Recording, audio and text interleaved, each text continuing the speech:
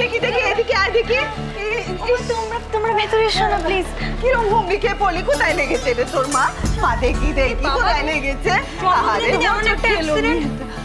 Seriously বৌরানী, তুমি না খুব উটোপাটি করো। ওই যে শুনছো, শোনো। হ্যাঁ, কি হয়েছে নাকি? তাড়াতাড়ি গিয়ে ফ্রিজ থেকে বরফ নিয়ে এসো। বরফ?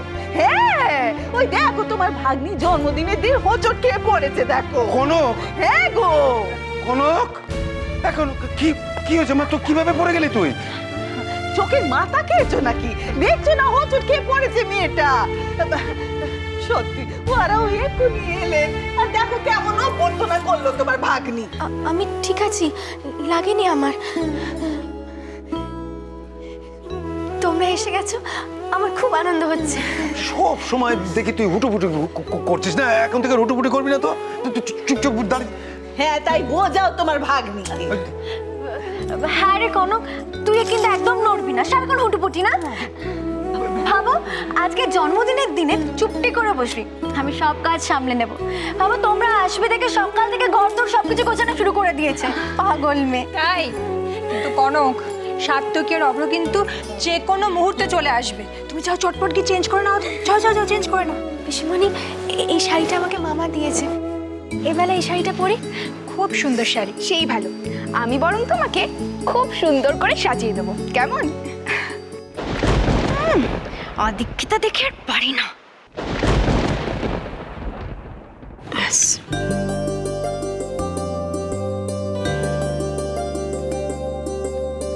বড়দি, ননি, এসব কি করেছো আজকে?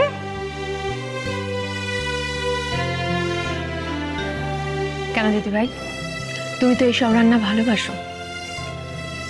হ্যাঁ, ভালো তো ভীষণ বাসি। বকফুলের বড়া, টক ডাল, কচুর শাক, চচ্চড়ি, এসব সচরাচর তো আজকাল হয় না, তাই খুব অবাক হচ্ছি আর কি। এসব খাওয়া তো প্রায় ভুলেই গেছি। সারাটা দিন শুধু কে কি ভালোবাসে, কে কি খাবে, এসব নিয়ে তো ভাবো বড় বৌদি। নিজেদের ভালো লাগাগুলো তো সব শিখেই তুলে দিয়েছো। না না, আসলে তা না।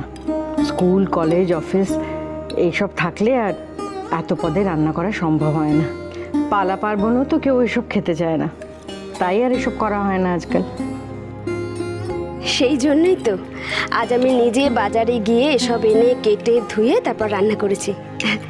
এখন তোমরা দুজন একটু তৃপ্তি করে খাও, আমি দু চোখ ভরে দেখি। সত্যি আজ এইসব রান্নাগুলো দেখে আমার নিজেরও ভারী অদ্ভুত লাগছে। কতদিন পর। দিদিভাই, আজ কনক থাকলে ও খুব খুশি হতো। ও বাবা, আমাদের বৌরানী তো এসব রান্নায় একেবারে পাকা গিন্নি। ওই মুর্শিদাবাদের বাড়িতে এসব নাকি প্রায় রান্না করতো। জানো তো, আজ রান্নাঘরে রান্না করার সময় খুব বৌরানীর কথা মনে পড়ছিল। আসলে আজকে এসব রান্না করতে পেরে না আমারও খুব আনন্দ হয়েছে। সবই তো বুঝলাম, কিন্তু ছেলে মেয়েগুলো ওদিকে কি করছে কে জানে।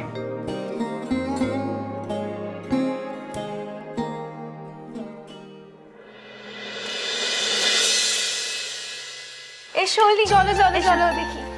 মা, কনককে নিয়ে এসো এসো এসো, মেয়েটাকে ধান দুব্বা দিয়ে ভালো করে আশীর্বাদ করো। দেখি মেয়ে, কই গেলে গই? এসো, আয় আয় আয় মা, আয়। এসো করে নি। আর বস এখানে বস। নাও আশীর্বাদ করো। হ্যাঁ হ্যাঁ।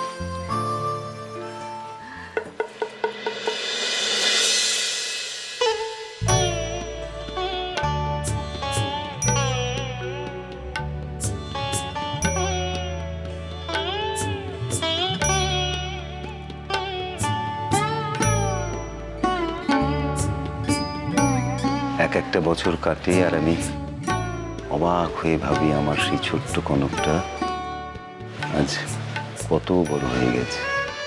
কতটুকু তোকে নিয়ে এসেছিলাম বলতো মা, আর তুই অবহেলায়, কত অযত্ন হয়েছে তোর এখানে, তবু তুই তোর দুহাত ভরে ভালোবাসা দিয়ে ভালোবেসেছিস তোর এই মা বাবাকে। আমি আশীর্বাদ করি মা, তুই যেই বাড়িতে গেছিস সে বাড়িকেও তুই এরকম ভালোবাসা দিয়ে ভালোবাসা দিতে পারবি।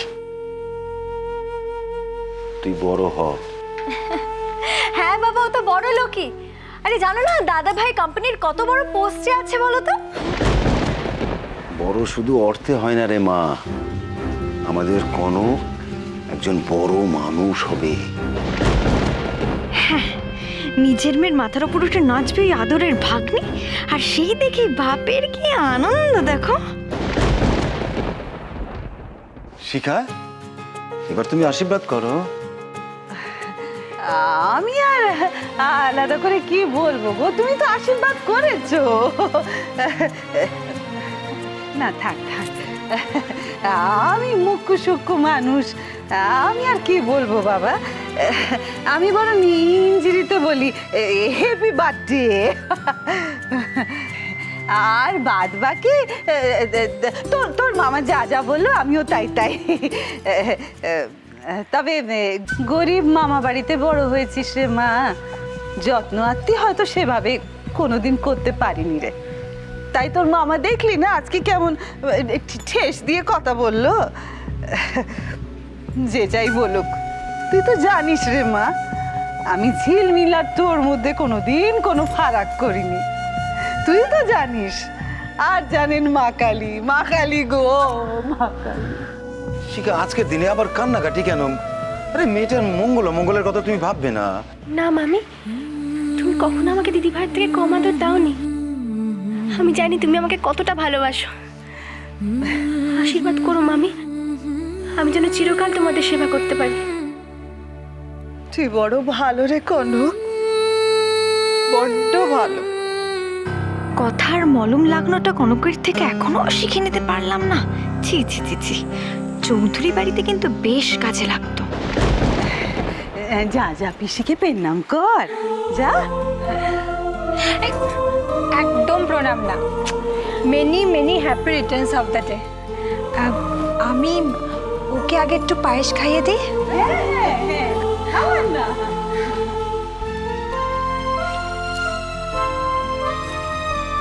দেখি এবার বড় করে করো তো।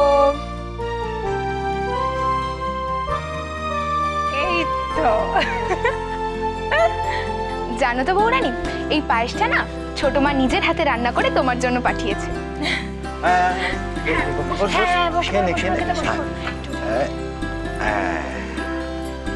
সব কিন্তু খেতে হবে, কিচ্ছু ফেলা চলবে না, আর একদম লজ্জা করে খাবে না। শুরু করো। এখন যত ইচ্ছে মিষ্টি মুখ করে নে কনক, শুধু তো আজ সন্ধ্যের অপেক্ষা। তারপর তোর লাইফে এমন বিষ ঢালবো আমি যে সাত্তকের জীবন থেকে তুই মুছে একবার সাফ হয়ে যাবে তুই। একেবারে ঠিক বলেছিস তুই। ওই হাসিকে কি করে কান্নায় পাল্টাতে হয় সেটা আমারও জানা আছে।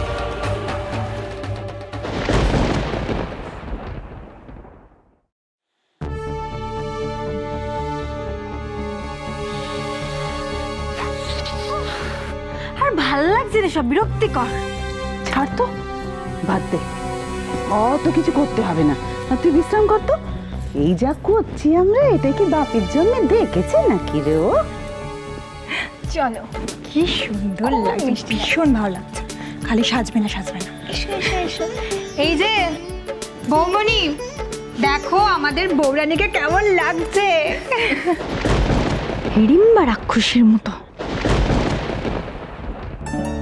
বাহ, ভারী সুন্দর লাগছে তোরে তোকে।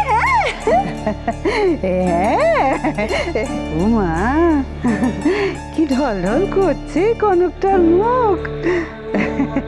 জন্মদিনের দিন যেন রূপ খুলে গেছে আমাদের কনকের। এমনিতে বৌরানী আমাদের খুব সুন্দর, কিন্তু প্রবলেম একটাই, একটুও সাজতে চায় না। দেখুন এই এত সব কিছু জোর করে পড়ানো হয়েছে। সত্যি এইসব শাড়ি গয়না না পরলে না ছোট বৌদির কাছে আমাদের ভীষণ বকুনি খেতে হতো, বুঝেছো? ও এখনো এলো না।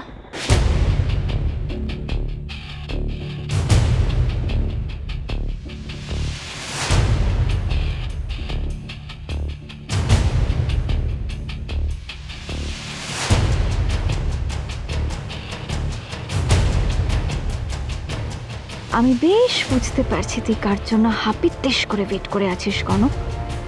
সাত্তকী তো হাজির, কিন্তু আজকের পর তোর কাছে সাত্তকীর দরজা জীবনের মতো বন্ধ হয়ে যায়, যাতে সেই বন্দোবস্তও আমি সেরে রেখেছি রে। কনক, আমি তোর শাশুড়ি আর তোর বরের অনুমতি ছাড়া তো তোকে যেতে দিতে পারি না রে। আমাকে যেতে দাও মামি, আমি দিদিমণিকে না দেখে থাকতে পারবো না, আমাকে যেতেই হবে।